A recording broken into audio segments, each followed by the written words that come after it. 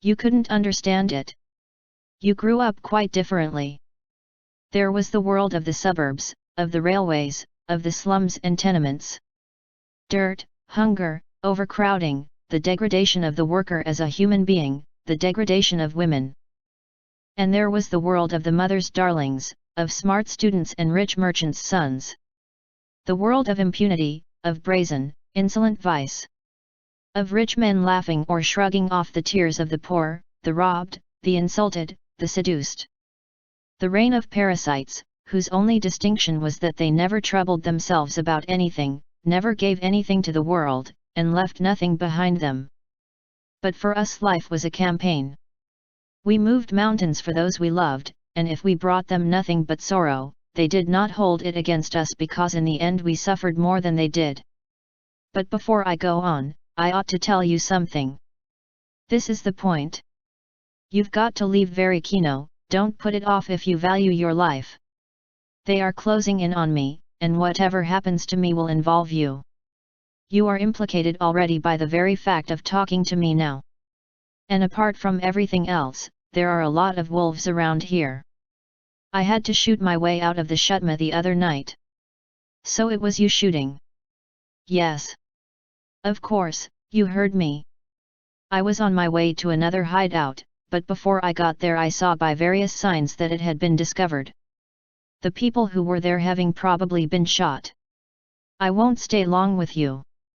I'll spend the night and leave in the morning. Well, I'll go on if I may.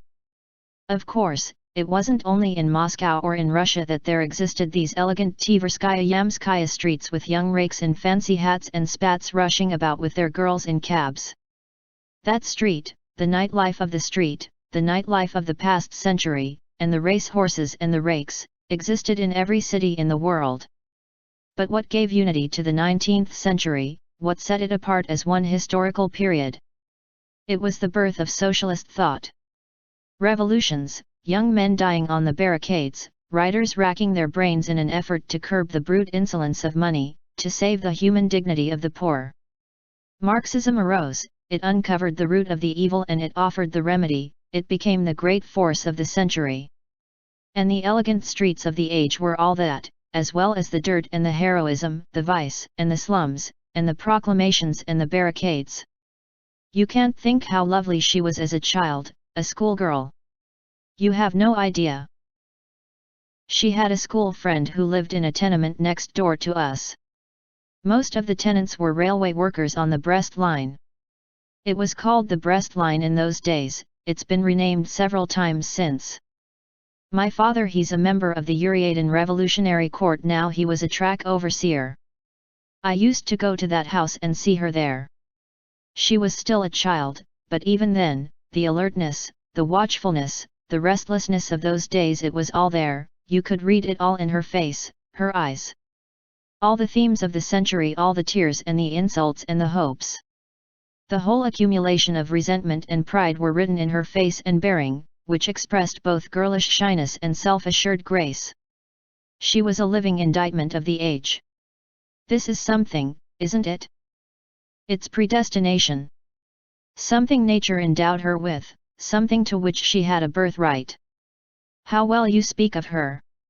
I too saw her in those days, just as you have described her. A schoolgirl, and yet at the same time the secret heroine of an unchildish drama. Her shadow on the wall was the shadow of helpless, watchful self-defense. That was how I saw her, and so I still remember her. You put it perfectly. You saw and you remembered? And what did you do? That's another story altogether. Yes. Well. So you see. The whole of this 19th century, its revolutions in Paris. Its generations of Russian exiles starting with Herzen. Its assassinations of tsars. Some only plotted. Others carried out. The whole of the workers' movement of the world.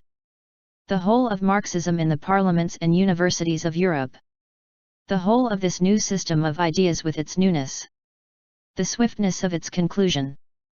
Its irony, and its pitiless remedies elaborated in the name of pity, all of this was absorbed and expressed in Lenin, who fell upon the old world as the personified retribution for its misdeeds.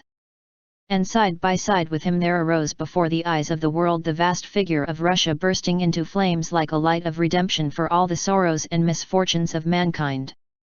But why on earth am I telling you all this? To you it must be the tinkling of a cymbal, just words. For the sake of this girl I studied and became a teacher, and went to Yurii, which I did not know at that time. For her sake I devoured piles of books and absorbed a great mass of knowledge, to be available to her if she asked for my help.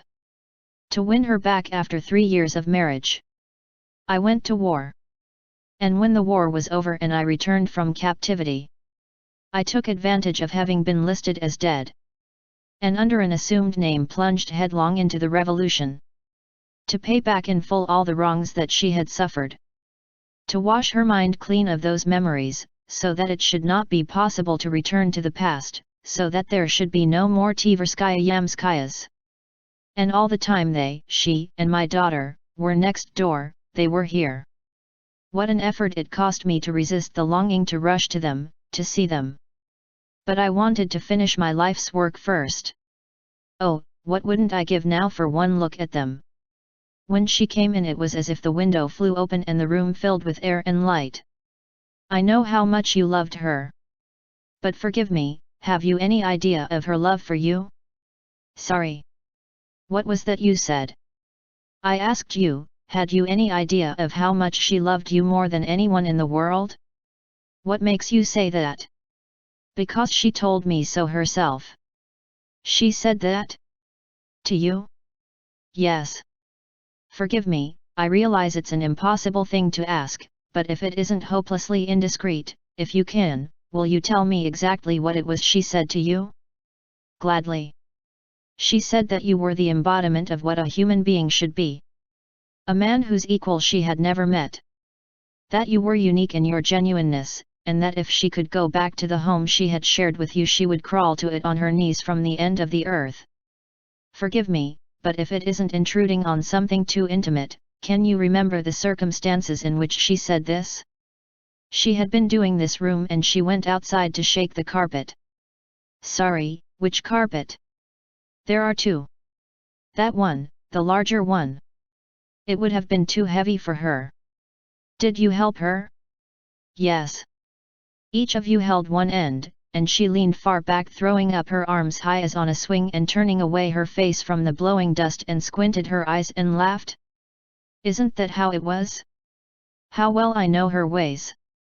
And then you walked toward each other folding up the heavy carpet first in 2 and then in 4, and she joked and made faces, didn't she? Didn't she? They stood up and went to different windows and looked out in different directions. After a time Strelnikov walked up to Yurii Andreevich, caught hold of his hands, pressed them to his breast, and went on as hurriedly as before. Forgive me. I realize that I am touching on things that are dear and holy to you. But I should like to ask you more questions, if you'll let me. Only please don't go away. Don't leave me alone. I'll be going soon myself. Just think 6 years of separation, 6 years of inconceivable self-restraint. But I kept thinking that freedom was not yet wholly won. When I'd won it, I thought, my hands would be untied and I could belong to my family. And now, all my calculations have come to nothing. They'll arrest me tomorrow. You are near and dear to her. Perhaps you'll see her one day and, but what am I saying? I'm mad. They'll arrest me, and they won't let me say a word in my own defense. They'll come at me with shouts and curses and gag me. Don't I know how it's done? 18 At long last, Yurii Andreevich had a good sleep. For the first time in many nights he fell asleep the moment he lay down. Strelnikov spent the night. The doctor put him in the next room. The few times the doctor woke up and turned over or pulled the blankets up to his chin, he was conscious of the strong refreshment of sleep and he dropped off happily again at once. Toward morning he had several short, kaleidoscopic dreams of his childhood, so detailed and logical that he took them for reality.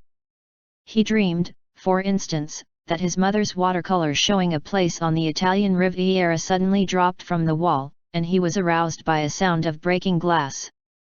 He opened his eyes. No, it can't be that, he thought. It's Antipov, Lara's husband Strelnikov, scaring the wolves in the shutma, as Bacchus would say. But no, what nonsense! It was the picture. There it was, lying in pieces on the floor, he assured himself, back in his dream. He woke up late, with a headache from having slept too long. For a time he couldn't think who or where he was. Then he remembered. Strelnikov is in here. It's late. I must get dressed. He must be up by now. If not, I'll wake him and make some coffee, and we'll have it together. Pavel Pavlovich! He called out. There was no answer. He's still asleep. He's a sound sleeper, I must say. He dressed unhurriedly and went into the next room. Strelnikov's fur hat was on the table, but he was nowhere in the house. Must have gone for a walk. And without his hat. Toughening himself up.